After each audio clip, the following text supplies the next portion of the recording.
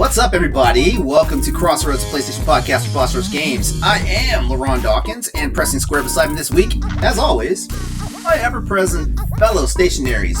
So, give it up for the typo queen herself, Nellie Lott. Right there. As she... and our PlayStation Dr. Austin Campbell. I'm going to press the triangle button.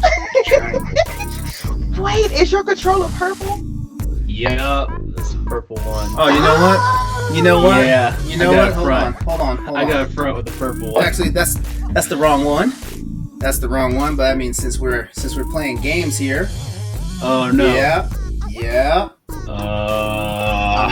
Nice. Yep. The Uncharted Nathan Drake edition blue one. You know. You know which one I really, really wanted? Which one? The Alpine Green. It's like the New York Jets green and white. And if you go to Amazon, that one's $130. Oh. It's rare. It's a rare one. All right. And so, what do you do when your game is a little too close to life? You change the title of your game and push a release date on it, of course. And also on tonight's show, we're going to talk about Sony having some experience. Sony's experiencing a serious case of FOMO this week, and should probably consult with Nintendo about it. And then we also have a games developer that calls out gamers for not completing their games, which I think that's going to be our big topic tonight. By the way. So we hope you're ready for Crossroads. So how you guys doing tonight? Fantastic. Wonderful. Excited. My Cool. birthday's next Thursday. I'm sorry for all you guys that are out there in the Midwest right now. The snowstorms are hammering you, but you know what? I'm so happy because usually we're getting pounded over here on the East Coast by that stuff. So you know, my heart goes out to you guys. I know some of you guys lost power. I know some of you guys have completely frozen pipes, so you can't take showers right now. And Texas, I'm gonna pray for y'all because y'all's governor is the reason why y'all in this nonsense. Yeah. Yeah, I mean, all I'm saying is, hey, y'all need to learn to vote certain circles out of office. And, you know, like you might get some infrastructure. That's all I'm gonna say about that. All right, so you know what? Let's get our questions out the way right now. Yes. Let's get our questions out the way right now. So didn't we have one from Twitch's own YA? Better known as Nellie, you've got the question, right? It's about strikers, right? Yes. Yeah. A good friend of mine would like to know our thoughts on Persona 5 Strikers. I'm gonna let you guys go first. Honestly, I never played Persona 5 or any Persona game for that matter, but I am interested. With the footage I saw, it looks like a hack and slash, and I really like those. And plus, with that anime style to it, oh yeah, I was sucked in. So I want to see what it's about. And he told me, and I didn't know this. It was actually created by the same people who created Catherine, and I love Catherine. Even though Catherine is very frustrating, I am interested. Well, what was it about Captain No frustrating? It's just the entire puzzle game aspect of it? Yeah, I'm bad at platformers, but I like playing them. Oh. It's kind of like first-person shooters. I'm terrible at them, but I like playing them. Austin?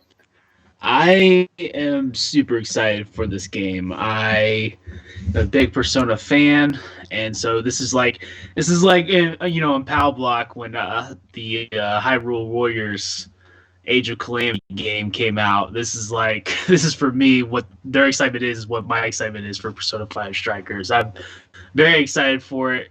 I was upset that Japan got it a year before we did. But I'm glad that's coming now, and now I gotta decide: do I want to play it in handheld or on the TV? That's my question right now. So, let's just say, for the sake of the podcast, I'm buying it on PlayStation. I was getting ready to question that. I was like, "You're actually gonna get it for Switch?" Actually, when I went to the PlayStation store on my Vita, I see that they have Persona 4 Golden. I want to give that a shot. Yes, I have that. It is worth it. It is? Okay. Mm-hmm. It's 100% worth it. Yeah. It's one of my favorite games of all time. Nice. Yep. Okay. As far as I go with Persona 5 Strikers, I'm actually hyped for it because I'm one of those weird mixy people where I'm not really a big fan of RPGs that much anymore. And I've said if I actually got out of RPGs back in the early PS2 era because I felt like we got to a point where we were so super saturated with RPGs thanks to PS1 and all that stuff that the genre itself got stale for me, and I really didn't really get back into RPGs. I played one sporadically from time to time, but I really didn't call myself getting back into RPGs until the first Mass Effect came out. Yes. And then now I've shifted more to Western RPGs. But with Persona 5 Strikers, what I like about this one is like technically it still has its RPG roots, but it plays more like a beat 'em up slash hack and slasher game. So I'm really excited for that, and also like I love the art style, and Persona's music has always been one of the most gratifying things of the series. Yeah. Nice. Yep. All right, we'll save our second question for a little later on in the show. Okay. All right. All right, but let's just go ahead and get into it. This is episode 24 of Crossroads, the PlayStation podcast of Boss Rush Games. Every week we come together with our friends around the internet and bring the latest in news, rumors, games, and general discussion in the world of PlayStation. Crossroads is live on twitch.tv/Exodus803. Thank you for following my channel, by the way. Tuesday evenings at 8 p.m. Eastern Standard Time, and we're glad you are here and a part of our conversation. You can always make us feel special about ourselves and give us a follow at PS_Crossroads on Twitter, and then please hit that subscribe button as well as share, rate, and review us wherever you check out our show. If you're unable to join us live, make sure to head over to youtube.com/BossRushGames or any of your favorite podcast services every Thursday to listen to the show. Don't forget to check out our growing family of podcast shows available on BossRushGames.com. All right, guys, it's one of our favorite segments of the night. What's on your plate station? So, let's just say the soup kitchen is open tonight. So, we're talking about soups. Thank you, Austin, for the wonderful, wonderful suggestion, by the way.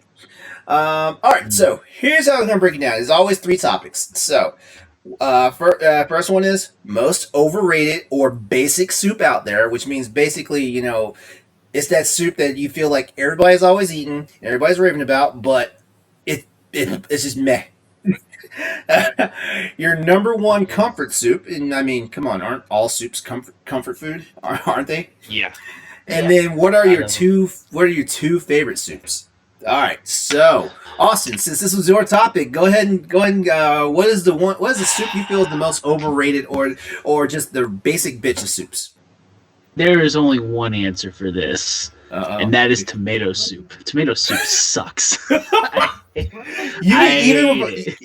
mean even with a good grilled cheese sandwich, it sucks? Sucks. I would just want to eat the grill. If your grilled cheese has to be dipped in tomato soup, then it's not a good grilled cheese either. Okay, you know what? That's fair because I don't like dipping a grilled cheese sandwich in anything, except for the cheese runoff that may come out of the sandwich. Exactly. Yeah, and Celeste knows what I'm talking about. She's in the chat today. I just hate tomatoes. She also hates tomatoes too. Like tomatoes are just, I like them in sauces or salsa, but by themselves and then just a soup that's based on tomatoes. No, thank you. Pass. So you're not even a fan of a BLT sandwich? Yeah, I don't even. I mean, gluten sensitivity aside and everything. Oh yeah, when I make a bacon lettuce, when I make a BLT, it's just BL. I just put bacon and lettuce. Bacon love. Wait, where do you put the mayonnaise? Where do you put the mayonnaise at? Oh, I don't do mayonnaise. Okay, I don't okay. like mayonnaise. Okay. I'll do. This might make it worse, but I would rather have Miracle Whip than mayonnaise. See, I cannot get down some Miracle Whip. I don't know. Like I want tangy, not sweet. When it comes to Yeah. Basically, mayonnaise is just a glorified aioli. Not even a glorified aioli. It's like a dumbed down aioli. Yeah. Which I don't mind like a good garlic aioli, but I don't ever have that at the house, for those certain times that I wanted, so that's fine. But just plain mayo, no. All right, Nellie. Most overrated or basic ass soup for you? Chicken noodle. What? That's like the Even that's the home soup. That's the soups of soups. even like your grandma's chicken noodle? Okay. I was gonna say. Wait, hold on. Hmm. Do you need a moment? Do you need a moment? Because I'm gonna tell you what the most overrated soup I have on my list. And honestly, it's honestly like the pumpkin spice of Oh soups. my In my god. opinion, it's the Italian wedding soup. I don't even know what that I just is. read something in chat. Wait, okay, so you Wait. never. Wait, I'm pretty sure you might have had the Italian wedding soup before. Italian I mean, soup. I'm looking. you're looking it up. Okay, yeah. Yeah. I don't know what Yamada is talking about. Oxtail. What is this oxtail soup? Hey, oxtail soup. Wait. Oxtail. Is he say best soup is oxtail? Oxtail soup is actually pretty good. I don't even. I don't think I even. Hold on a second. You might have got some Jamaican in them. Oxtail. That's why I held my chest like, oh my god. I just read chat. Woo! I love oxtail. All right. So basically, I'm just doing the Wikipedia right now for this, but the Italian wedding soup is a soup consisting of green vegetables and meat. It runs a basically gamut of different things. It can have escarole or cabbage, lettuce, kale, or spinach, and the meat is usually meatballs or sausage, and sometimes it's made of chicken or has a chicken broth in it. And it's just got Italian parsley and Parmesan cheese, and it's in a clear chicken broth, and with pasta, of course. The problem is though, like there's so many different ways that the Italian wedding soup comes out. The problem is though, like it all damn near looks and tastes the same because Yeah. because with the diced because of the diced greens and stuff, it all just looks like this murky yellow brown thing with all this green bits at the top. Yeah. It looks like the soup that you just like, hey, this is all we got in the fridge. Let's just throw it in a pot and see what happens. Like the shepherd, it's like the shepherd's pie of soup. And the sad part is shepherd's pie is some good eating. Yeah. Yeah, it is. Yeah, I don't think I've ever had a soup like this. I don't think I've ever had specifically Italian one, but I've had soups that are kind of like this. And the problem is usually it's like a lot of different ingredients that don't have that much flavor in it. It's like a bunch of flavorless ingredients put together. Yeah. Yeah. So okay. So Nellie, you've had some time to think about it. So are you keeping with chicken noodle, or are You still gonna rescinding dish your grandma like that? I know. Your grandma's already like, come here, baby. Hey, she's gonna be like that chick from the Bud Light seltzer commercial. Start popping your tires. Okay. I'm sticking with my answer, but Grandma got that switch ready for you. Unfortunately, none of my grandparents are still living. So. Oh. They're about to make a guest appearance. Exactly. But all right, my cousin makes a soup that we call everything but the kitchen sink. That has chicken in it. That sounds like it just hits your stomach like a lead weight. It has all sorts of vegetables in it, plus chicken. That is the only way I would eat it. So basically, the chicken is a chicken vegetable chicken soup. Mm-hmm. Does it have like a pasta to like kind of like even everything out? Nope. Oh, so it's just the chicken, the broth, and the vegetables. Exactly. Okay, it sounds good. It sounds good though. Mm-hmm. It sounds good. Oh yeah, I be dancing on the pot. I be stalking the pot. I'm like, is it ready yet? I mean, you already got your spoon out. All right. I remember digging in there. She was like, "It's not even ready. You gonna eat all the vegetables before you get to the chicken." All right. So you know what? I'm gonna start this one. My number one comfort soup is a broccoli cheddar soup. That is my number one comfort soup. And if we want to step it up another notch, broccoli cheddar soup in a bread bowl. Yes. Ooh, those are good. Yeah, That's I the mean, that's, I it's already hard to like beat. broccoli and cheese. I already like broccoli and cheese, and Oh everybody yeah. knows I'm a bit of a fatty, so I will go down. I will not go down. I will throw down on some Oh. bread.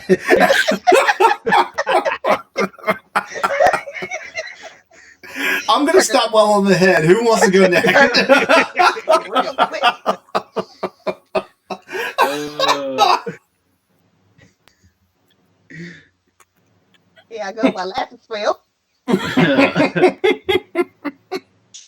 my You know what my You know number what happens one. once a show. It happens once a show. She's gonna fall out of her seat Yeah. laughing. It happens once a show. uh, my number one comfort soup. I think I gotta say potato soup, man, because that thing you put a bowl in you and then you're out for the day. You're laying in bed. You ain't doing anything after potato soup. So, and I've had multiple. I have potato soup with bacon and potato soup with smoked sausage, and I'm down for either one. Either one is good. I made the mistakes. I made the mistake last winter of I made a potato. I made a potato and leek soup, but I made the mistake of putting out there on Twitter that I was making it, and I had friends I hadn't heard from in 2 years all of a sudden calling my phone saying, "Hey, can I get a bowl of that?" Can I get a bowl? Potato soup is it's just it's hard to mess up too. Like it's hard It to is. like make a bad potato soup. It is. It is for real. Okay, so let me ask you a question. Do you like your potato soup more on the puree side, or do you like it a little chunky, like like the chunky potato soups that you buy out of the cans? I I like it. I like the chunks in it, but I do like it where it's more like a paste. It's not like soupy water. It's like very creamy with a So little it's bit of all chunks. so it's like Yeah. one consistency under mashed potatoes. Yeah, yeah, yeah. But you gotta have a little bit of chunks in there too. You gotta have a little bit there. Yamada in the chat's like it's gotta be chunky because we're under the age of 70. That's what I'm laughing at. Too. The chunks. Yeah, you see, this is why you want to catch Crossroads, because we actually have a good time with our friends in the chat. Thank you very much. Nellie, what's your number one comfort soup? I'm with you. Broccoli and cheddar. Oh, yes. That's my Yes. Yes, and I saw some suggestions out there too, like of course, like have diced up bacon in it. Shoot, why stop with just the cheddar that's already in the soup? Go ahead and just lather more shredded cheese on top of it. Yeah. Or like Oracle Dragon said, add some rice and chicken. Yeah, Throw some bacon grease in there. just a bacon grease. Take it. Yeah. I'm not opposed to it. Oh, In the South, that's a staple. That's like in the food pyramid. There's grease at the very bottom underneath the sand. All right. So here's a lightning round portion. What are your two favorite soups? Go. okay. Oh, I just had soup tonight too. Like man, it's one of So my did I. favorites. Yeah, that's why I said it actually, because we were having soup. My mom's chicken noodle soup, which I had chicken noodle soup tonight, but it wasn't my mom's, so it was fine, but it wasn't. My mom's with the homemade noodles goes all out. I'm all in. Wait. She made her own noodles because I don't even go Makes that her damn own- far. I don't even. Makes her own noodles. I would go out and buy a bag of egg noodles or whatever. No, like I'll be honest, like she'll go back every now once in a while, but I'm like, Mom, like, could you make the noodles? Can you make the noodles? Because it's so much better. It's so much better. It's my favorite soup. All right. And then my wife's chicken enchilada soup. Ooh, with the It goes tortilla hard. strips, I or was do you just- have like the actual like chopped like sliced tortillas? Oh my Well, God. we just crunch up the tortillas, but Okay. um, You know what? yeah, You know what? yeah. Don't be Not too surprised. Don't be surprised if I show up at your doorstep in Oklahoma. Hey, anytime, you're always welcome. Oh, yeah, I'm No. at both of y'all houses. I'm just letting y'all know. Well, I already told you guys. I already told you guys if we can get together at one point. Like I'll definitely do the Vietnamese wings, the Vietnamese fried chicken wings. I'm gonna have a world tour. I'm gonna have a Boss Rush world tour where I'm just gonna go to people's houses and eat. Speaking of Vietnamese stuff though, like my one of my favorite soups is just Vietnamese pho soup. Which is what I had tonight. I had tonight never- with the shaved eye round steak and fatty beef brisket with it. Oh my god! Let's see. Today's Tuesday. This is already my second thing of pho I've had this week, and I'll probably be back at the restaurant by Friday or Saturday to have another one. There you go. And my other favorite soup, you know what? I'm not gonna double dip into the broccoli cheddar soup. I'm not gonna do that. But I am going to jump all into that chunky potato soup, especially with that's the one time I can forgive if bacon is too crunchy, because by the time it gets into the potato soup and gets saturated anyway, it's its own like animal at that point. Yeah. Yep. So there's my two. Actually, I don't know. I've been thinking about this. I like egg drop soup. Mm-hmm. That's actually one of my go-tos. And is chili considered a soup? I mean, I feel like chili is a stew. Like, do we need to have next week's PlayStation be about stews? Let's do that. Stews yeah. and chilies. Well, I'm rolling. I'm going hard on rules. some chili. Oh God! I'm thinking about buying the ingredients to make a chili, because I swear, the way this weather's been acting, like you need like a good warm stick to your ribs kind of food right now. Yep, I'm sticking with it. All right. Well then, you know what? There you go. Next week. There you go. PlayStation. I swear, that's like one of our really good, nice icebreaker topics. I love it. The World Soup Tour. World Yes. Soup Tour. Yes. Do it. Well, there you have it. Like, they're here. We talked about soup tonight. If you guys want to talk about your favorite soups, hit us up in the chat over on Twitch right now, or hit us up over at PS_Crossroads over on our Twitter page, and let us know what's in your soup kitchen. All right, and so here are some PlayStation blurbs the Crossroads crew thought you might be interested in tonight. Hope you guys are ready, because we got some things to talk about. All right. So you know what? First up is a little bit of bad news. Just a little bit of bad news. The PlayStation 5 DualSense controller. There is now a class action lawsuit for controller drift. Oh my god. Last week, I know, isn't it? It's crazy, isn't it? Yeah. I don't even like saying it, because it just sounds like I said, I feel like Sony and Nintendo are about to have the same woes now. Nintendo's been the king of Joy-Con drift. Yeah. At least me and Nellie don't have to worry about that. Hey! Hey!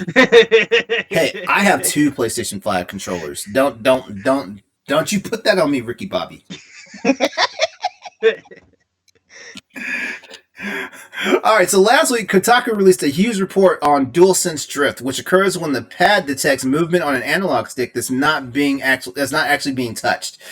This can be extremely problematic in titles that require precise movements, like racing games, for example, or first-person shooters, and has been a massive issue with the Nintendo Switch hardware. Now, I mean, it's plagued Nintendo since the life of the system, and it seems like Nintendo hasn't really done much to combat it. Most times you might get new Joy-Cons from them, but nothing has really happened to fix the problem. And the rumor is that the Switch Lite is starting to have the problem too, which is crazy, because that's all hardware in the system. It's not like you can go replace those Joy-Cons in that system that easily. All right, but with all this news, you can only guess that all of this naturally has culminated in a U.S. law firm launching a class action lawsuit against Sony.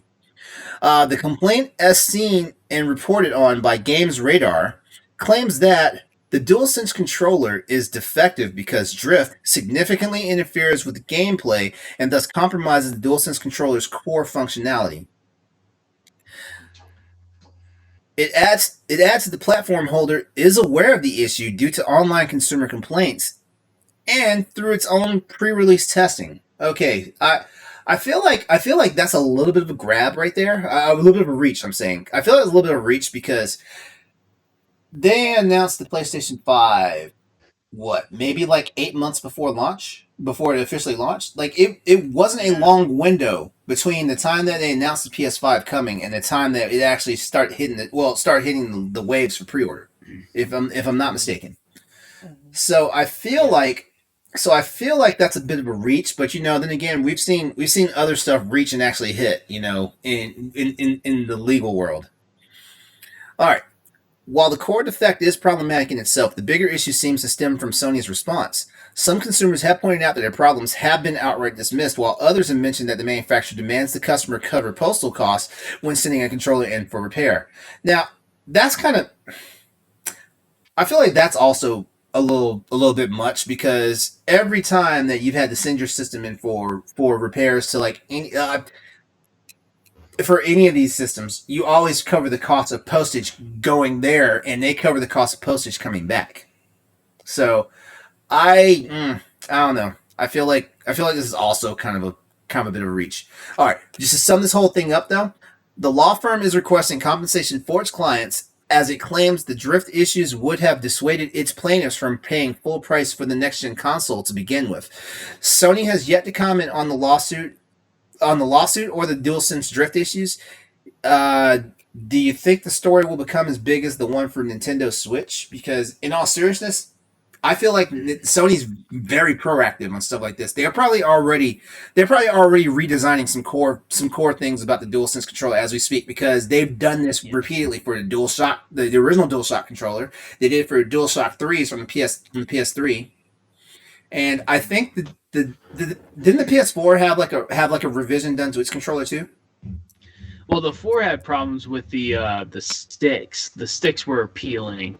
The Yeah, analog sticks were peeling at the very beginning, so they changed the material on that. That was like the big thing I remember for the PS4 controllers. Mhm. But I don't think it'll be as big of a story as the Switch because I feel like everyone had problems with their drift on the Switch controllers. Like it wasn't just like few people. It seemed like everyone. Like I did, my brother did. Everyone I knew that had a Switch had a problem with it at one point.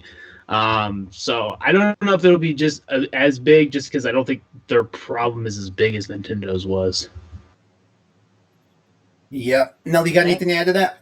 I was gonna say, thank God my Nintendo Switches. I haven't went through that yet, so and I hope I don't. I play my Switch in handheld mode all the time, and I get anxiety sometimes. Yeah, sometimes I feel like there's phantom drift. It's like I imagine that something's happening on the controller, but nothing's actually happening on those Joy Cons. every time I fail a level, I'm like, oh, dang, drift. Drift in the controllers. Just blaming it on drift for no reason. Yeah. All right, next up, Assassin's Creed Valhalla 1.1.2 update is now live. Assassin's Creed Valhalla title update 1.1.2 should be live as we speak. And Ubisoft shared the patch notes of the update prior to its launch, revealing all the upcoming changes with this massive patch. And I didn't see how big it clocked in as, but I have heard that people had to wait like a hot minute for the update to pull through before they can start playing the game. Valhalla 1.1.2 title update will add 3 new abilities and 6 more skills to the game. Along with that, some serious bugs and glitches in various quests have been fixed. There will also be some improvements in the game's UI system. A link has been provided in our Twitch chat. Check that link out for more details. Our next blurb, Spider-Man star Tom Holland reveals his biggest challenge playing Nathan Drake in the Uncharted movie. Uh, so, Tom Holland has revealed that his role as Nathan Drake in the upcoming Uncharted movie has proven to be one of the tougher parts of his career. Compared to the actor's most iconic role as Spider-Man slash Peter Parker, Holland has explained that playing Drake has forced him to tap into a different side of himself. I wonder, is he doing more stunts as Drake than he is as Spider-Man? Because if you play the Uncharted games, man, like Drake is like superhuman. The Yeah, stuff that he he is. That's does. why I'm excited to see how they're gonna bring this character to life. Because if this is a challenger role, oh my God, it is probably Yeah, gonna be one of his best roles. we can see. The explanation from Holland came about in a new interview on Vanity Fair's Little Gold Men podcast. During the course of the conversation, Holland was asked about Uncharted and how production on the movie has gone so far. Holland stated, "It was an amazing experience. It was actually more of a challenge than I thought it would be. It's a very, very different type of franchise movie to what I'm used to." Uh, Holland goes on to talk about how playing Nathan Drake is a challenge compared to when he steps into the shoes of Spider-Man, where he says playing Peter Parker kind of feels like playing a version of myself, only a little bit younger, and playing Nathan Drake is playing someone who I am very not much and obviously older than myself. To check out more of that, just hit the link in our chat. And our final blurb for tonight: Metro Exodus the Metro Exodus PS5 version will run at 4K 60 frames per second with full ray tracing capabilities, because we love seeing ray tracing. Everything's ray tracing now. Developer 4A Games has detailed the next-gen upgrades for Metro Exodus, which will release sometime later this year. The developer also confirmed that those who already own the game on last-gen consoles will receive the upgraded version for free. On both the PS5 and Xbox Series X and S, Metro Exodus will offer a fully ray-traced experience that will run at 4K 60 frames per second. Load times have been reduced significantly, and on the PS5, Metro Exodus will take advantage of Dualsense's features. The upgrade will also come with additional features, including the ability to change field of view, which is a first for the series, according to this. With the Xbox Series X and S and PlayStation 5 consoles offering ray tracing support, we took the decision to radically overhaul our proprietary 4A engine and realize our ambitions for a fully ray traced experience on next-gen consoles and high-end PC, wrote 4A Games. We built an all-new fully ray-traced lighting pipeline that brings a number of optimizations, upgrades, and new features to the ray-traced global illumination and emissive lighting. Emissive? Maybe I'm reading that wrong. That we pioneered with the original... Oh, this must be part of their engine. The emissive lighting. Okay, it must be part of their engine. That we pioneered with the original release of Metro Exodus, as well as the upgraded implementation of our powerful temporal reconstruction technology to further boost resolution, visual detail, and performance. All right, to get the scoop on all these PlayStation blurbs, links have been provided in our Twitch stream chat. Go check them out, and then continue the conversation with us on our Twitter page at @PS_Crossroads. Well, all right. Didn't we have one more question? We had Ed. Unless you don't want to do boss rush, people. What was his question? Hold on. What was his question? Goodness. Hold on. Your reaction. No. We've been having a little tussle between Ed, Dan, and myself. We've been having a little bit of a tussle because those nerds are geeking out about the Nintendo Direct happening tomorrow. Oh, by the way, I'm going to be on the live reacts tomorrow for the show. So I'm excited. Wait, it's at what time? 5 o'clock Eastern time tomorrow? I might join you guys. Pacific, so 5 o'clock. 5 o'clock. I might join you guys. I might hop in with y'all. I might join you guys. I'm excited for it. His question is, can we take something away from questionable content games and see those ideas implicated in better titles? Are there QC games you played or owned that had something that could work in something else? Okay, so basically, was there a trash game that you played that had some ideas that could be implemented in other games? A trash game that I played that had some ideas that could be implemented into other games. Anybody remember the Samurai Champloo game for PS2? Wasn't that a side scroller? Yeah, it was. Yes, I remember. Compared to the anime, though, that game was garbage. But the one thing I liked about it was there was this. You remember how in the anime, when they started doing the sword fights, they would do these quick takes, basically dramatic angles about the fights and stuff like that. That was the one thing the game captured pretty well, and that's a system that I kind of wish other games would show. Actually, there is a game that has kind of encompassed that. Mortal Kombat, the newer Mortal Kombat games, you see the X-rays. When you're doing some serious damage to somebody, that's a game that's kind of realized that it's not kind of the same as what they did in Samurai Champloo, but it's a good example. Mm. Yeah, like trust me, like don't play the Samurai Champloo game. I, Just watch the anime. I'm actually looking at the game right now. That's what I'm like. It it it looks interesting until you pick the controller up. Yep. I this is an Xbox game, but Cameo, I really liked that game. It just wasn't very good. I don't know if you even played it, but basically you were this like rolling ball, and you had four different creatures that you would turn into to do different things, and the idea was there. It did not capitalize on it. I Hmm. can't think of anything. Think of anything One. else You on know, there. the one thing I'll say about myself is like when I play a bad game, I typically purge it out of my memory pretty fast. Now Yeah, maybe so now do maybe I. that's a gift and the curse because you could accidentally play the same bad game twice, but normally if it's a bad game for me, it's usually going to be forgettable. No Man's Sky was I didn't. It was pretty bad when I first played it, but I liked the idea of it, and now they've gone back and fixed it. Yeah, But I it's never redeemed. played It's it it's after that. redeemed itself. Sometimes like It's it redeemed. sometimes it has that good lifespan that it winds up basically it reinvigorating itself. People are praying that happens with Anthem. Mm, Do you have yeah. a Oh, and by the way, just so people know, questionable content is Ed Varnell's from Pow Block. That's that's his slang term for bad or garbage game. Or Paper Mario and the Origami King.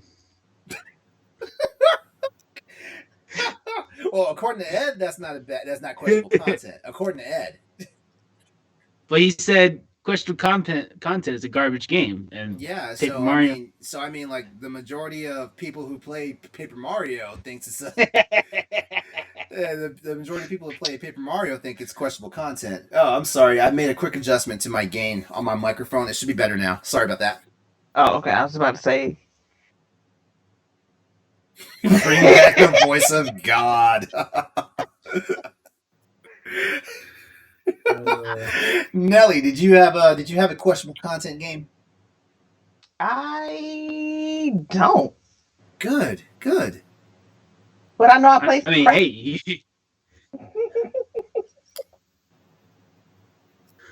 Okay. you didn't play any bad games. That's a good thing. Yeah, I know, I That's a know, good I know. thing. That's a blessing. I mean, honestly, if I don't, if I play a game and I realize it's bad, I usually don't finish it, which is going to be what our big topic is about a little bit later on tonight. So stick around for that.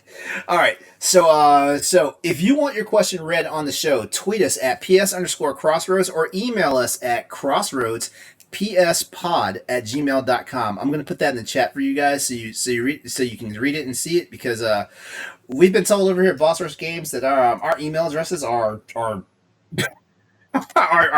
crazy. So there you go. It's in the chat for us. And now let's break into the latest news and events for this week. All right. So let's start this off right. Rainbow Six Quarantine has encountered a bit of a shakeup over at Ubisoft. All right. We've got two links for you tonight in the chat. So hopefully you guys can keep up on this one. All right.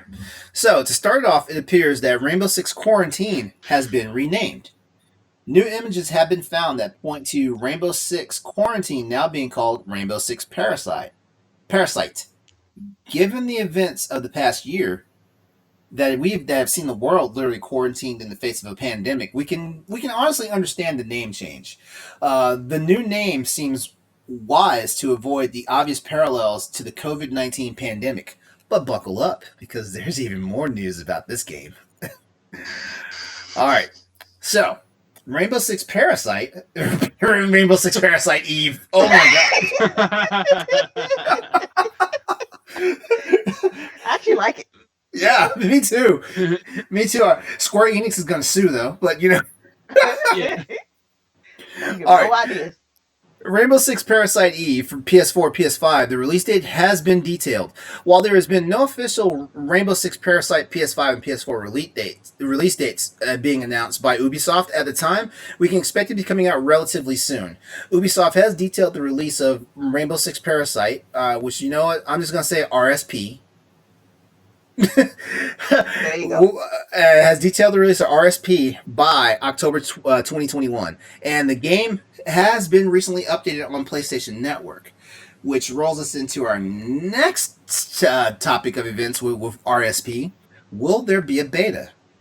There has been no word on a Rainbow Six Parasite beta for PS4 and PS5. However, given the game's cooperative online focus and the fact that Rainbow Six Siege was given a beta by Ubisoft, we can expect the game to have one before launch. You know what? Just for the sake of not getting us in trouble, I'm going to put that in rumor control. I'm going to make that rumor control. Now, here's something that's a little bit of a rumor control. Also, possibilities of a PlayStation Plus release. Originally revealed back in 2019. Yeah, like it's been that long. It's been over 2 years since we heard about this game. That's Not crazy. much is Yeah, not much has been heard about what was initially called Rainbow Six Quarantine, except for a confirmed delay from Ubisoft. Now, with a new push for the title to come out this year, despite the near radio silence the game had undergone, is it possible Parasite could receive the same treatment as games such as Bugsnax and Destruction All-Stars did? By getting a special PS Plus release for PS5? I mean, hey, that's PS5 owner. I'm all for it. Hey, give me a free game. You know, I'll take it. But like I said, it is a bit of we are kind of rumor controlling that topic because for tonight there have been no details on RSP as a PS5 PlayStation Plus release. But our friends over at PSU.com seems to think there may be something around the corner from Rainbow Six Parasite.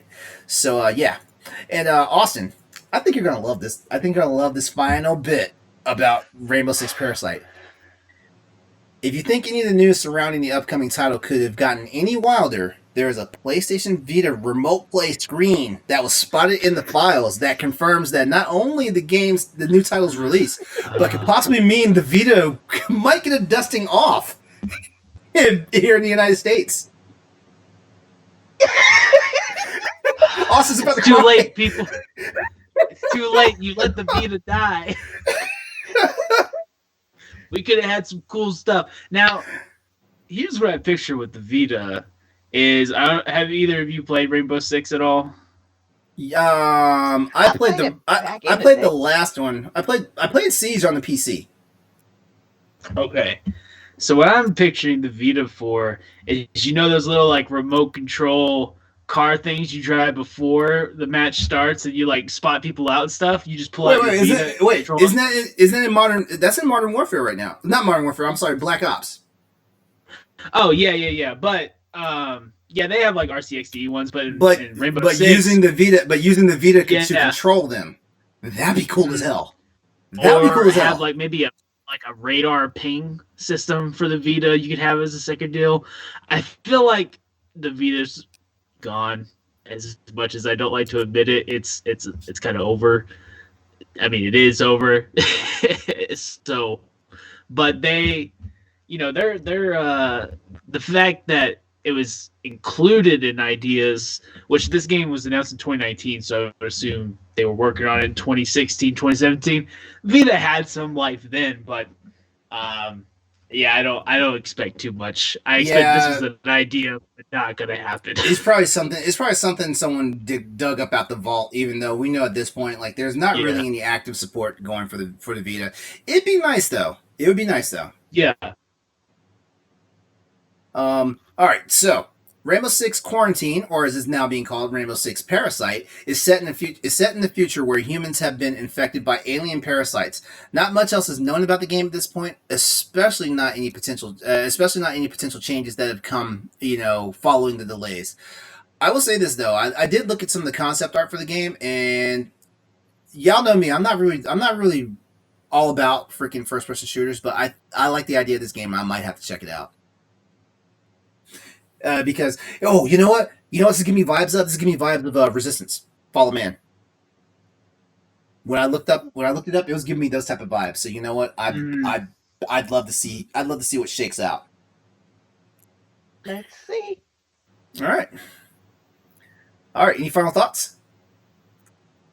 No, I want to see what they do with it. Me too. Me too. You give me some gameplay or a trailer. You know, I'm telling you, gameplay trailers sell your games. Don't. We're tired of just seeing freaking clips, you know, of the game itself, like the movie clips and stuff. Give me a gameplay trailer, and that usually gets me about 55% of the way from buying your game. Yeah. Well, and it's like it's the same thing for like even with like God of War. It's like I know what the game is, and you just show me a little screen. This is God of War. Then how's that supposed to get me excited about it? Unless I see it, I'm not going to get excited about it. Right. Yeah. Hey man, come on, man. Eric Judge's voice just talking to you for like a solid 2 minutes, though. Come on now. Nathan Hale confirmed. All right, so we're gonna move on to our next topic, and this is one that we love to visit. PlayStation 5 scalper group complains about being vilified. Yeah. Who's got the world's tiniest violin tonight for the show? Who's got it? Can someone start playing it, please? I couldn't even find it. That has to be that small. The co-founder of a scalper group called The Lab, I've heard of these guys, by the way, The Lab, is unhappy with the negative media coverage and has argued that the group is simply a middleman like other businesses that resell products. Okay. So let's go ahead and unpack this one, because I feel like this is going to be a pretty quick topic for us to talk about, because we already give zero blanks about scalpers. We do. Here at Boss Rush Games, and especially here at Crossroads, the PlayStation podcast, y'all can die in a fire. Now that I've gotten that out the way, back to the story. Just make sure the PS5s aren't on fire. Jeez. Scalpers are the reason why my fellow show hosts right now do not have a PlayStation 5. Yeah. They're not. I don't feel bad for you guys. You got like 3,000 of them sitting in your basement right now. Like, you know what? I guarantee you start selling them at $600, $650, people will start buying them. They're not going to buy them now. They're not going to buy them at freaking $1,900 though. I mean, shoot, like you might as well buy me an NVIDIA graphics card right now for that price, because I just looked up the GTX 380s, the RTX 380s, 3080s. I'm sorry, 3080s. The RTX 3080s, and they're now $2,100. That's an $800 graphics card. Wow. It's now $2,100. So screw y'all. Anyway, back to our story.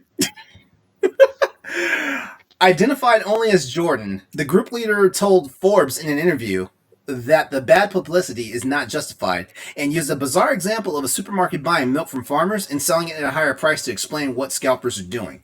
All right, here's the quote. There seems to be a lot of bad press on this incredibly valuable industry, and I do not feel that is justified.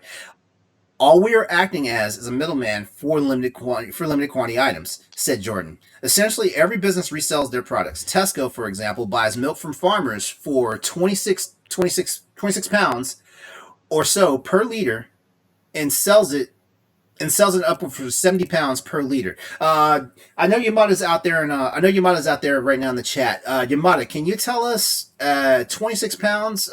You know what? Actually, no. I'm not going to put you on the spot like that. 26 pounds to US dollars. No, don't go to my Sony account. What are you doing? No. All your games. What is happening here? It's obvious that the scalpers. Here we go. Wait a second. Wait, he must. Okay, I must have been reading that wrong. It must be 26 pence, because 26 pounds is $36 US. So you're spending that much money for milk in the UK? I am sorry. Yeesh. 26 pence to US. I can't even get a conversion of that. You know what? Okay, here's what I know. A full gallon of like whole milk in the US costs about what, like $4.50 right now? You know, Yeah, yeah, if you're going to a quality store, if you're getting like freaking like Food Lion, you know, yeah. milk, it's about $3 a gallon. I mean, Brexit time, Brexit time is up. it really depends on where you're at too, because I know like in Hawaii, a gallon of milk is like $10. Oh yeah, Yes. oh But yeah, yeah, oh yeah. I was yeah, surprised when I saw that. I was like, what? But anyway, here back to Jordan crying a river, right? No one ever seems to complain to the extent as they are currently doing towards ourselves. Guys, y'all are literally taking something that is affordable for the average consumer and making it astronomically unaffordable for people who actually have a little bit of disposable income. You got to remember something. We're in the middle of a pandemic. And as a matter of fact, next month that well actually the pandemic is already like a year old now, but the thing about it though is like we got a lot of states in the United States that just instituted stay-at-home orders in March of 2020. So we're about to be a year into staying at home, not being able to do a whole bunch. You know, some people are furloughed and cannot get work, so they aren't getting paychecks and stuff like that. And a little bit of disposable income they might have to waste some time with. You know, like guess what? You're basically bleeding them dry. You know, just because you think you're going to be able to make a quick buck on something that, guess what? A lot of people actually have common sense. They're not going to spend that additional money for it. They're not. They're not. Like I said, you want to actually cut your losses. Start selling them things at 600, 650. Don't sell them no more than $800. And the reason why I wow, justify $650 is because I'm comfortable paying a little bit more money than what it would cost to me after tax. You know, yeah, in Virginia right now, if I buy a PlayStation right now, it's 500. It's roughly $540. I don't mind yeah, spending 660 extra dollars if yeah. if it came to that point to get an extra system. But guess what? You're not gonna get me for quadruple the amount. No, You're not. So no, I'm sorry, guys. You know, you brought this on yourselves. The, your your best hope now is that someone breaks into your house and steals them. yeah. I've honestly offered scalpers in my area that are selling it for 800 to 1,000. I'm like, I'll give you 650 cash right now. All And they can it, say is no. You and they know, still won't they do won't it. do it. And they're the dumbasses because I mean, you know, I guarantee you they start selling them at 600, 650. They'll actually sell them a lot faster than selling them for $1,500. You Yep. know, they'll Hmm. actually get rid of them. They actually Yep. won't become targets because guess what? If people find out you have all these PlayStations in your house, you are now a target. Hmm. You are now a target. Yep. And I'm not even condoning crime like that. I'm just being realistic. In this day and age, stuff is hard. It's hard out in the streets. Uh, or as Ron Swanson said, capitalism is God's way of determining who's smart and who is poor. Yes. Yes. All right. Uh, Okay, so here's the kicker though. Jordan claims now that the group is now receiving death threats, which are being reported to the police. You know what? Uh, okay. Like I said, I cannot care about this. Man, people send death threats because a game got pushed back a day or two. You really don't think you're gonna get death threats for holding PS5s, keeping them from Man, playing the games in the first place? remember when Cyberpunk got delayed by 2 weeks? Yes. Are They almost had are you they almost had to surprised? shut down they almost had to shut down CD Projekt Red. Yeah, And not because the studio was going out of business. yeah. Oh god.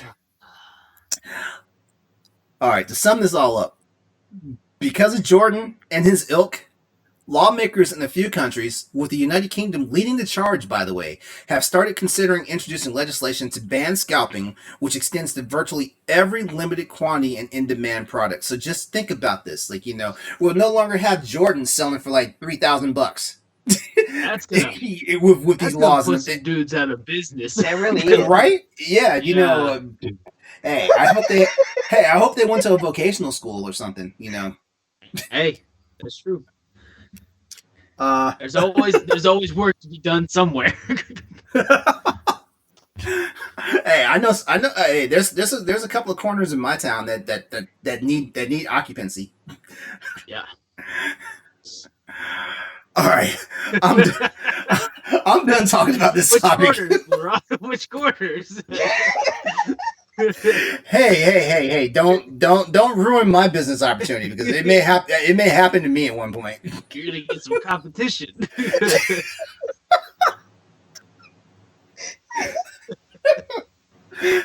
I mean, this camera equipment is just for podcasting. It's not for anything else. Oh, Never mind. I'm not even about to go there.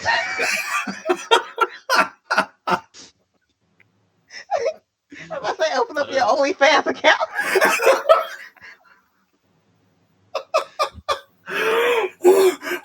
All right. Okay. All right.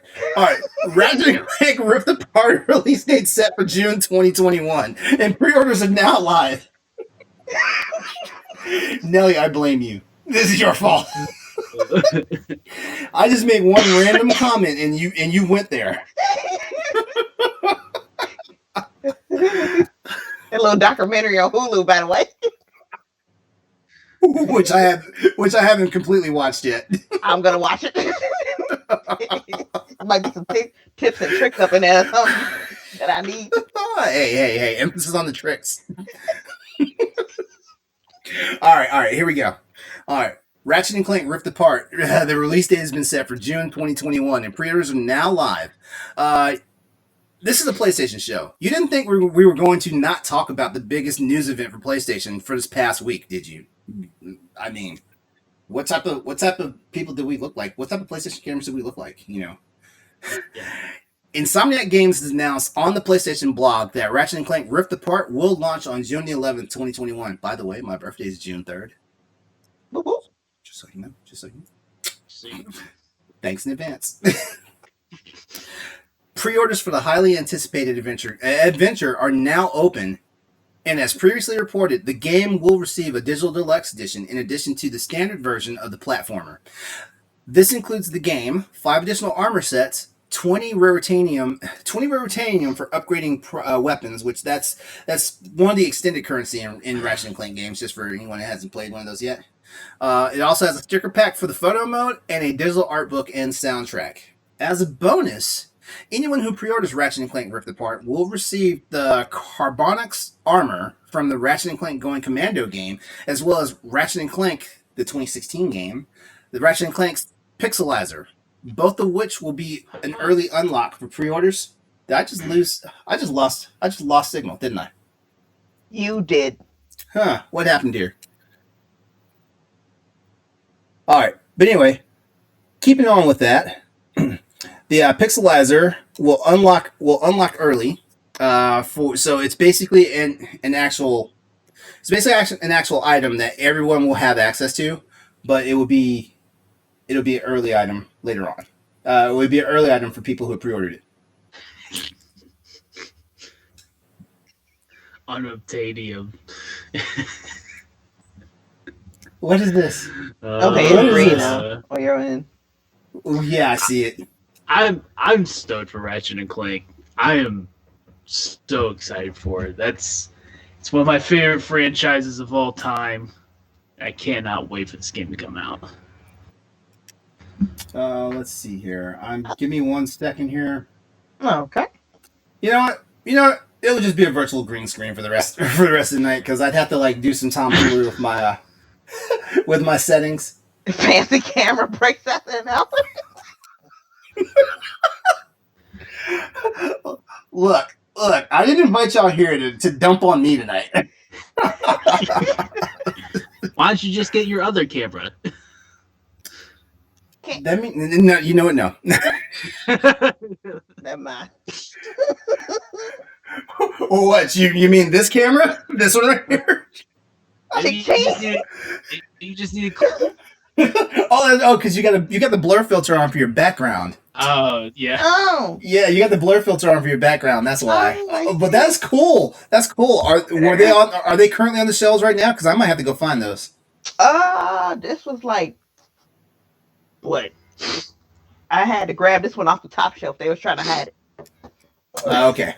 I had to get one of the employees. I'm only 5 feet.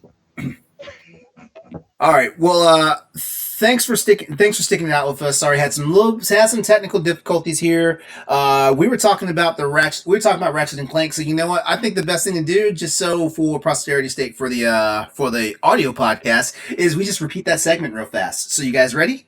Yeah. Thank you. All right, so here we go. Ratchet and Clank Ripped Apart release date has been set for June 2021, with pre-orders now being live. You didn't think we were going to not talk about the biggest news event for PlayStation on our show from last week, did you? No, come on, guys. What type of PlayStation podcast show will we be if we don't mention something as serious as the upcoming Ratchet and Clank title that is guaranteed to sell PlayStation 5s? Because guess what? It is a PS5 exclusive. It is a PS5 exclusive. None of this PS4 stuff. No. PS5 only. Well, watch Sony make me look like a jackass next week by announcing it'll be on PS4 also. Anyway, if it comes out for PC, I might not buy it for PS4.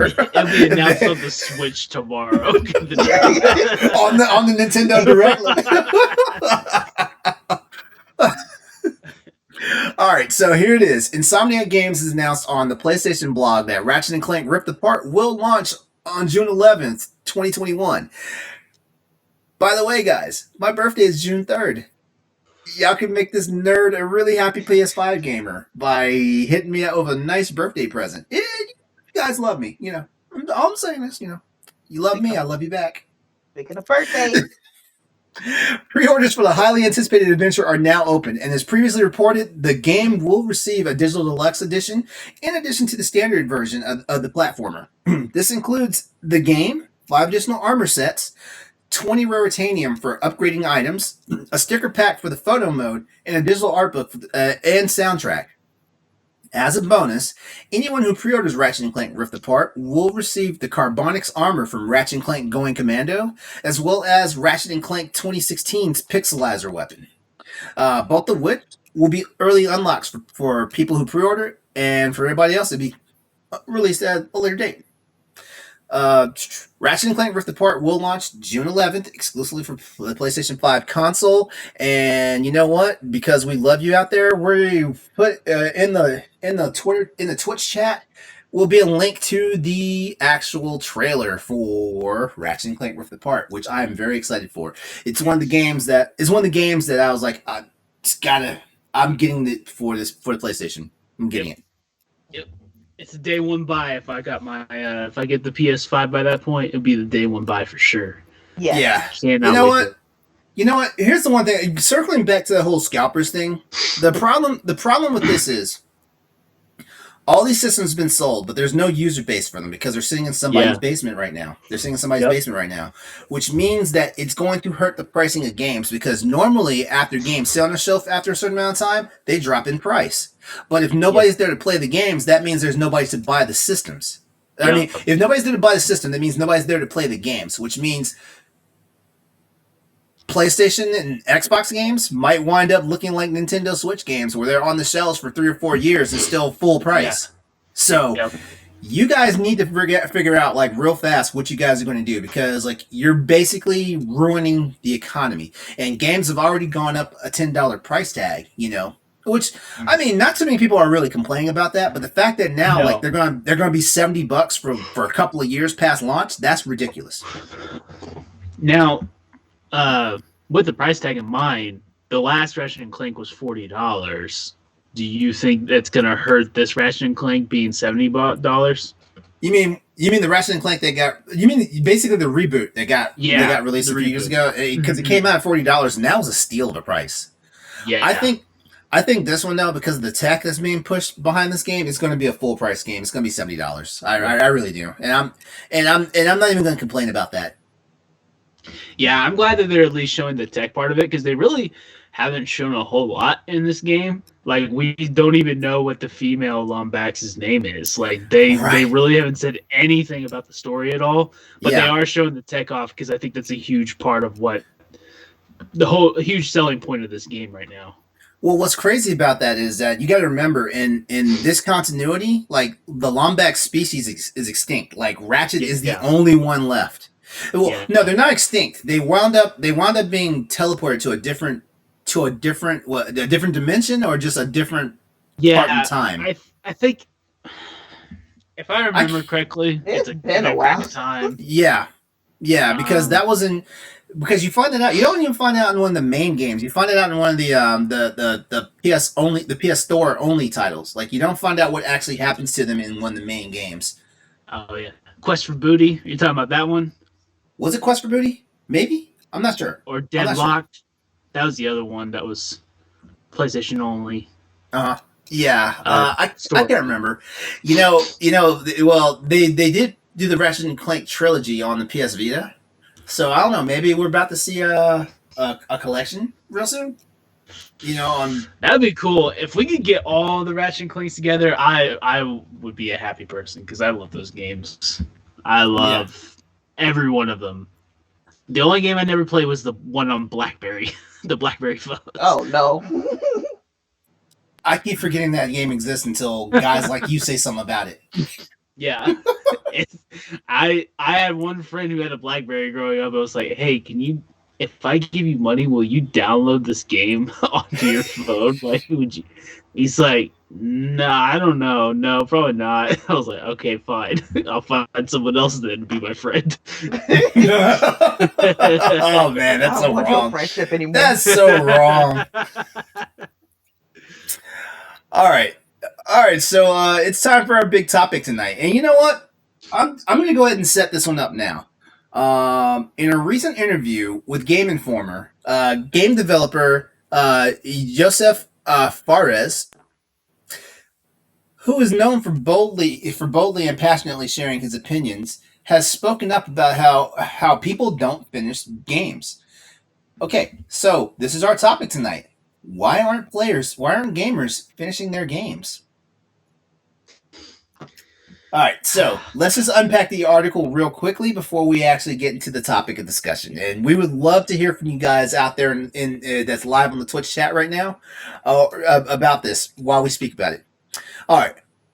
Fares said he was told about the 51% of people who played his previous game, a wonderful game called A Way Out. 51% of people who played this previous game, A Way Out, actually finished it. So there's 49% of people out there who started playing it and just never finished. He was informed that this was a very good percentage, but it's not good enough for Fares. In a quote, he said, "It actually saddens me. That means 49% of people didn't finish it. It's not something I should be happy about. We need to fix that. We need to fix the problem that people are not even finishing our games." As a developer, yeah, I would also be a little perplexed about why people aren't finishing games. But this is where our big topic discussion is going to be about. So let's go ahead and continue this. Farah's reaction points out that he doesn't like that the data generally shows that people start games but do not finish them.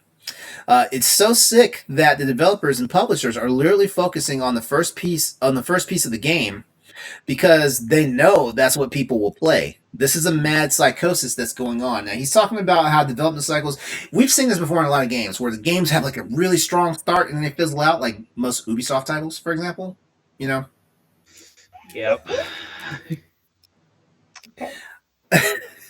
So, when you're right, you're right. All right, so panel, why do you think gamers do not complete their games? Why is it? I'm gonna speak for me. Okay. Honestly, I get busy after a while. Okay. Which is fair. You're a college student right now. You're a hardcore college student right now. Yeah, because I would work full time and go to class full time, but life comes at you. Just full time student. Life comes at you fast sometimes. I mean, I hate to say it, Mm-hmm. Okay. It just went out again. Oh, it did. You know what? It's whatever. I'm tired of playing with it. Yeah. Austin, why do gamers not complete their games? Why do you think? This is a philosophical question that I've been asking myself, is why I don't finish most of the games I play. That's just, and I think it's two different things, because with The Way Out, I think a lot of people don't realize that you have to have two people to play that game. And so I think a lot of people that started that game probably didn't really start that game. They probably just kind of were like, "Oh wait, we gotta have a second person for this."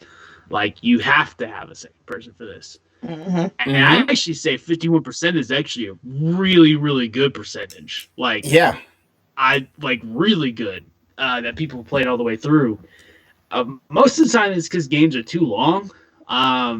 If I look through like my PlayStation 4 purchases and like games that I bought, I would say that like 60 to 70% of them are all open world. Uh, lots of side quests, lots of collectibles, and all that stuff to find. And I just don't have time to devote 60 to 70, 80 hours to 40 different games. It's not in the cards. So Mm-hmm. I think that's a big reason why most people don't finish games. I actually would like to look at PlayStation trophies. I'm actually trying to pull it up. Just like how many people actually got to the end of like Witcher 3, or how many people got to the end of Uncharted 4, and see where those rank up. Because I think on way out, 51% is really good. And I agree that it kind of sucks that there's not more people finishing games, but at the same time, there's so many games out there that are really good or Yeah. that look interesting, and I think that just all adds up to where it's really hard for everyone to finish everything. And he is Yeah. right. Like, think about all the games that like look really, really cool. Like, I I I talked to Ed about this the other like a while ago. I played Rage 2. Looked really fun, really cool. The action was all there. And then it like hit me like I am just going around emptying outposts, collecting collectibles like I do in every game. And there's like I don't know what the story is about. Why do I keep doing this? Why do I keep doing this over and over again? And it kind of broke me where I was like, man, I don't even want to play open world games anymore. Like that's how it's kind of gotten. Of course, I go back and now I'm playing Witcher 3 and Horizon Zero Dawn, and I'm remembering like the good stories and stuff. But a lot of time it's just like, oh, this game looks really cool, and then you kind of start it and you've already put 20 hours into it, and maybe you finish, maybe you don't. But now that time is taken away from another game you could have finished. So Hmm. it's a it's a big deal. Hang on. Real quick pause. Real quick pause.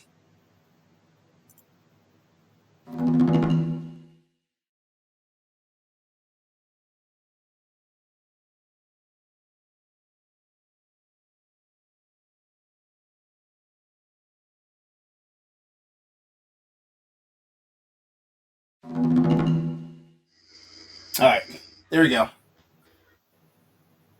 All right. So let's get back. Let's get back into this. So all right. So for me, one of the major things is like I wind up with what's called gamers ADD, where um, I'm kind of a completionist. So I like playing and immersing myself in games. But the problem is there's so many games that come out that I want to play them that it basically gets to a point where like I'm overstimulate with games. For example, like I currently have like a two game system. I have a game that I play as my main game, and right now that main game for me right now is Cyberpunk.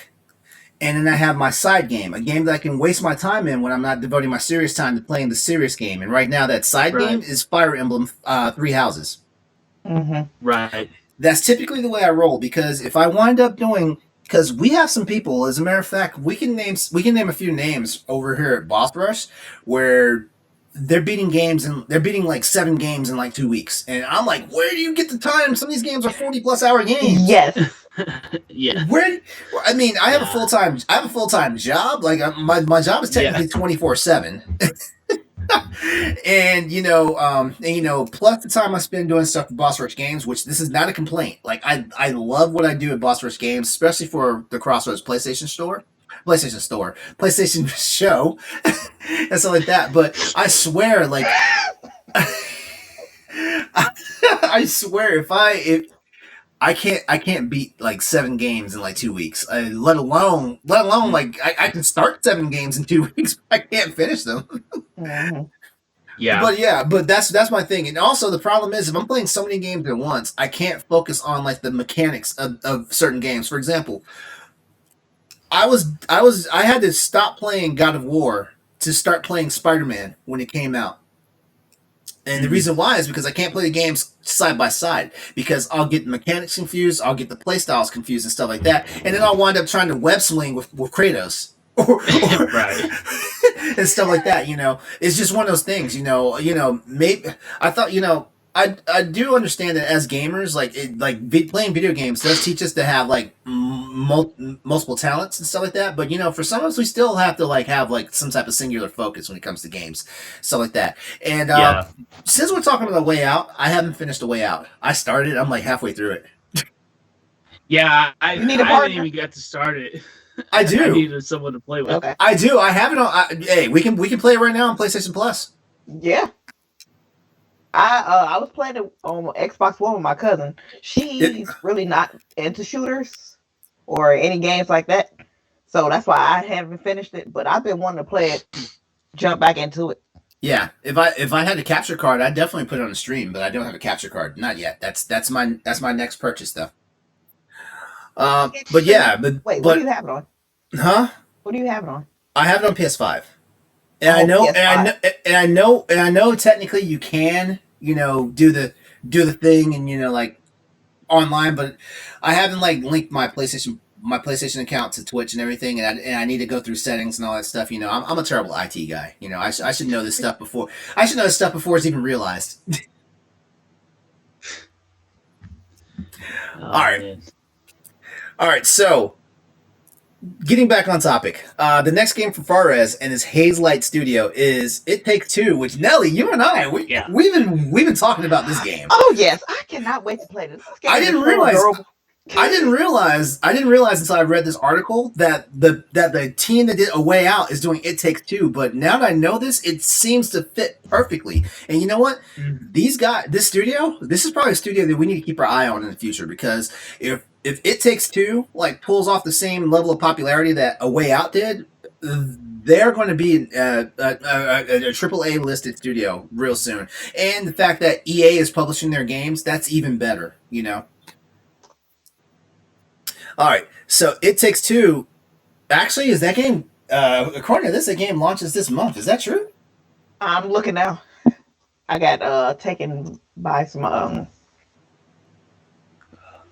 information, but find out it's just a joke. Oh Lord. Damn, it launches in March. That's pretty crazy. Yeah. When's the release? March 26th is when it comes out. It'll be out on PS4, PS5, PC, Xbox One, Xbox Series X and S. Yo, if you guys haven't seen, you know what? I'm gonna put the info in the Twitch chat right now. You guys, it's gonna be my partner. That's all I want to know. Hey, we can do this. We can do it. And by the way, I want all the people who listen to Crossroads. If you guys know you're gonna play this game, definitely head over to Boss Rush's Twitter page and just spam the heck out of Eddie Varnell, because he swears up and down that this game is questionable content. So you know what? Tell them that Crossroads PlayStation Podcast sent you, and just let them have it. All right. It's gonna be fun. All right. So Fares is hyping up his game and says he's confident people will remain engaged and interested in the title until its completion.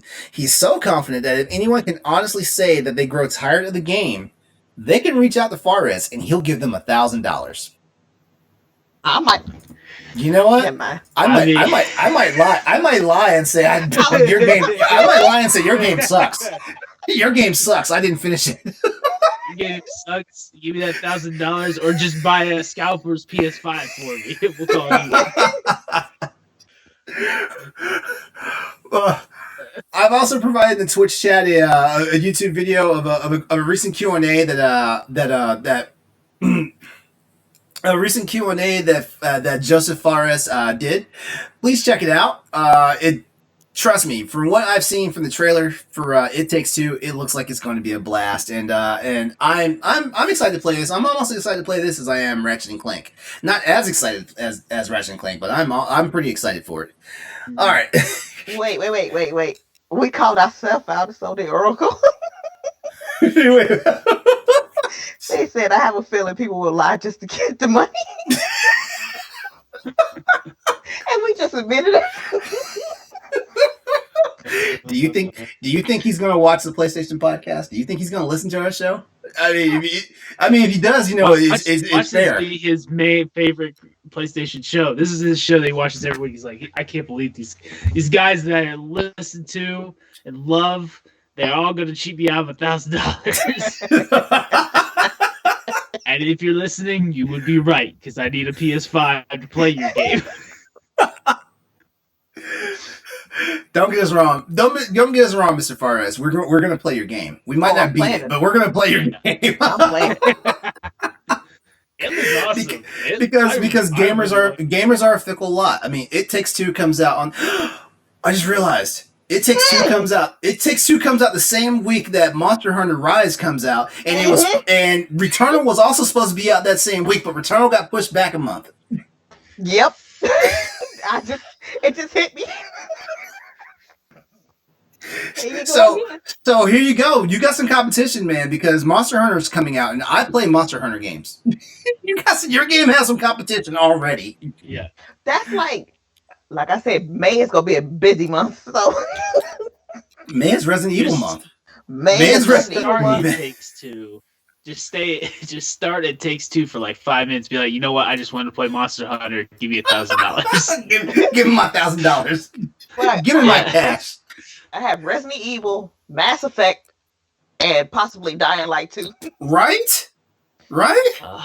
That's why I'm asking for all these gift cards for my birthday. All these games, all these games in this economy. Come on now. Yamada said free game rental. Oh man, it's too good tonight. It's too good. See, this is why you come hang out with us at the Crossroads show, because we have fun. I love you.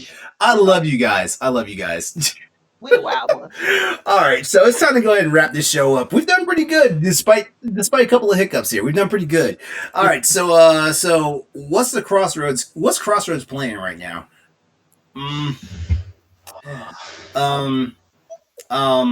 I restarted Horizon Zero Dawn, and I'm actually playing it on PlayStation and not on the PC. I'm proud of you. I might start like a true stationary. I might restart A Way Out on PlayStation. Yes. Oh, you got PlayStation 5 though. We can play. We should be able to crossplay with each other. Oh, we're gonna try that then. We should be able to crossplay with each other. I'm not gonna play tonight because I'm not gonna get on tonight because we got prep for next week's show. Oh, Which we got prep for next week's show, so please come back for next week's show. But, there's that trust. but anyway, those are the only games I've been playing right now. So who wants to go next?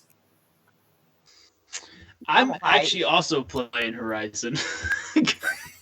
Cool. I actually restarted Horizon, and I want to because I never did the DLC, so I started over from fresh and playing through it. And I actually went with what we did earlier about finishing games, which I finished Horizon before, but I had such a problem focusing on games that I erased everything off my hard drive.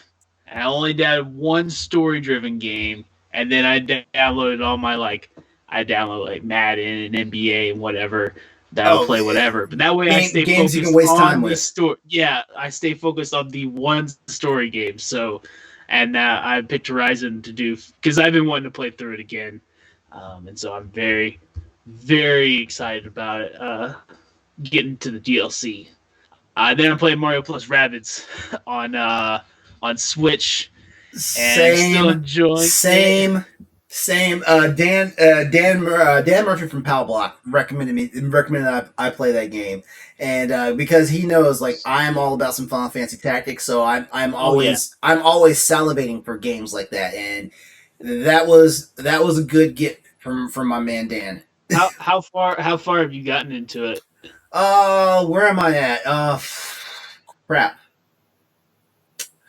I'm in the second zone, like that was it the desert zone? I'm in that zone. Yeah, it's like a desert slash ice zone. Yeah, I'm in that zone right I now. just finished the second zone and I'm going into the third zone now. I'm going back into some of the challenge maps. So You know what's so funny about that game though? Like when you're actually using the rabbit characters and they start doing yeah, they start spazzing out and doing the crazy stuff. I've yet to ask what my wife thinks about it because I usually play it in bed, like right next to her. She just hears all these rabbits yelling or whatever. So. And also I played Cyber Shadow on Xbox because it was on Games Pass. Yeah, I have it on Games Pass also, but I haven't done anything with it yet. It's fine. It's fine. I understand what Ed was talking about though with the music. It's pretty boring, to say the least. So, but that's all I've been playing. Nelly, what about you? I haven't had time to play anything at the moment. I'm on hiatus, but this weekend I'm grinding. So, yeah, I am actually going to be running through all the Resident Evil games. Which wait, when you say all the Resident Evil games, all of them? Yes, that's why I'm trying to get through with my homework. Revelations, all that. I have 0, 1, 2, 3 Revelations, Revelations 2. I have 4. I have Veronica. I'm at least guaranteed to do 2 and 3. It's gonna be interesting, but I'm guaranteed to do 2 and 3 before next week's show. I'm guaranteed to do 2 and 3. Yes. Yeah. We're giving major hints for next week. Yes, we are. You definitely do not want to miss next week. Pay attention to our Twitter page because starting this weekend, you're going to see some things. And you're going to love it. Because we love it. Oh, yes, we love it. I will say that I am very much the least expert at next week, so I'm going to be mostly listening to you guys. Oh man. That's all the spoilers you get. That's all the spoilers you get. So I hope you paid attention to the last 2 minutes that we talked about. All right. But anyway, that's our show for tonight. And before we go out, there's a couple of reminders. The Guilty Gear Strive beta starts this week. If you pre-ordered it, you actually get to play it a day earlier than everybody else. But you do not need PlayStation Plus to actually participate in this beta. So this is one of those rare opportunities. So go ahead, give it a chance. Guilty Gear. If you love fighting games, you love anime fighting games, this is it for you. Also, there's an update coming to Marvel's Avengers, and Hawkeye will be joining the game. So I know Avengers has upset a few people and stuff like that, but hey, if the company is still putting work into the game, and you still have a copy of the game, go ahead and dust it off, give it some love and stuff like that. I also want to do a quick shout out to a couple of the people in our chat tonight. Thank you, the Oracle Dragon, for dropping by and also moderating our chat tonight. Yamada Zero, of course, it's a pleasure. Mamaro, we love you. And as a reminder, head over to bossrushgames.com to check out all the content Boss Rush has to offer. This week was no exception. You can head over, take a look. Our very own Corey Derrick, the big boss man, has kicked off his show. It's called Standard Definition. I've actually been on the last 2 episodes of Standard Definition. So yeah, check it out. It happens Sunday nights, and if you go to bossrushgames.com right now, you can actually check out the episodes that are available right now for that show. Also, don't forget we have other podcast shows out there as well. So don't forget about the Boss Rush podcast, Nintendo Pal Block, Tower Casuals, which is all about Destiny. Arsenal X is on hold right now. It's being restructured, but don't worry, it's still out there. It's coming. It'll be back soon. So you will be able to get your Xbox fixed on. Thanks, Austin. Thanks, Nelly. Of course. You guys are what keeps this show honest and awesome. Because if it was just me by myself, oh my god, it'd be a mess. Appreciate you. I be trying. Hey. It'd be a mess. We love you too, LeRon. Definitely. Thank And you so much. I know this is the PlayStation show, but check out the Nintendo Direct tomorrow. It's like the first actual Nintendo Direct in about it. It's the first Nintendo centric Direct in about a year, if I'm not mistaken. So check that out.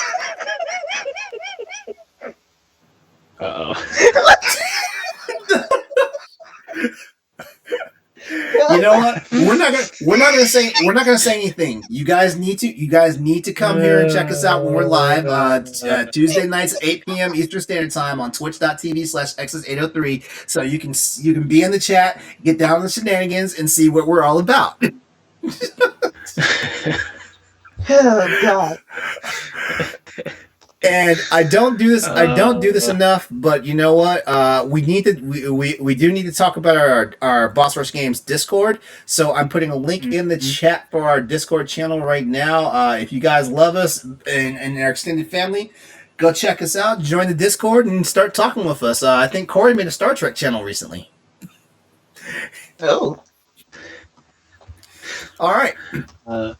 So the Boss Rush Games family wants you all to have a great night and go out there and play games and be better. But before we sign off, Austin, where can we find you at?